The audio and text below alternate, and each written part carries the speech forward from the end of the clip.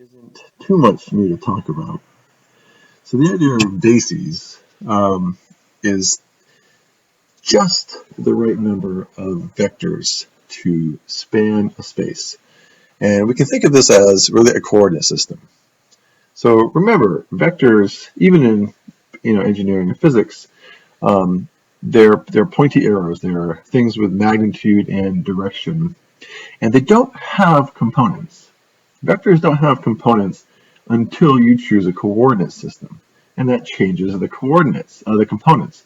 It doesn't change where the arrow is pointing or how long the arrow is. It just changes the components. So a basis amounts to what sort of coordinate system we're choosing. And that changes the components of the vector. How do we express the vector? And so vectors are expressed in terms of a basis. A basis for a vector space V is a collection of vectors that's linearly independent. Remember that linear independence means that nothing's redundant. You can't express any one of the vectors as a linear combination of anything else. So it's linearly independent and it spans all of V. So there's nothing redundant and there's just enough stuff there to write any vector of V in terms of it. Right?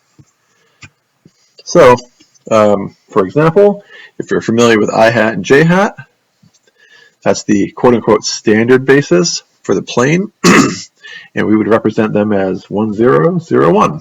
Any vector in the plane can be written in terms of these two vectors, so they form a basis. They're linearly independent, and they span the plane. And any vector V will have two components, say C1 and C2, in terms of these. All right. You've done this before using sines and cosines. Here's another basis of the plane. This is less obvious. It should be obvious that they're not linearly dependent. That is, they are linearly independent. You can't write one in terms of the other. They're not perpendicular, though. Bases do not have to be perpendicular. They do not have to be of unit length, though they often are for convenience sake.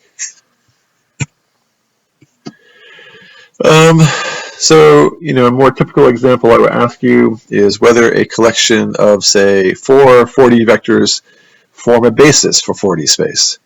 So that's the sort of thing I probably will ask you after this video in Top Hat, and I'll probably ask you on a quiz and a test. And really, if you have 4 vectors that have 4 numbers each, so they're 4D vectors, the only question is whether they're linearly independent. If they are linearly independent, then none of them can be expressed in terms of the other, and they must span 4D space. 3-dimensional vectors could never span 4D space. So, in that sense, checking that something is a basis is pretty straightforward. It's really just checking to make sure that they're linearly independent, and then using some common sense. If I give you 5 4D vectors, there's simply no way they can be linearly independent. Because there's too many of them.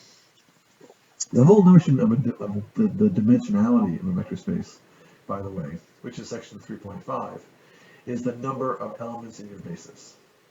So what makes a vector space 4-dimensional? Ultimately, it's that every single basis has only and exactly 4 basis elements. A vector space's dimensionality is independent of its basis. So even though any given vector space has an infinite number of distinct bases, so bases is the plural of basis. So if a space is 4-dimensional, every basis has 4 linearly independent vectors that constitute it, that span the space. So dimensionality is something intrinsic to a vector space. It's independent of the choice of coordinate system, if you will. All right. Was that it? Yeah, so I didn't say a whole lot here. We'll talk more about bases, and the concept of a basis later on. I'll ask you a question after this video, and that should be good. All right, so hope this has been a good experience this first week. Again, stay in touch with me if you have any questions, and we will figure this out.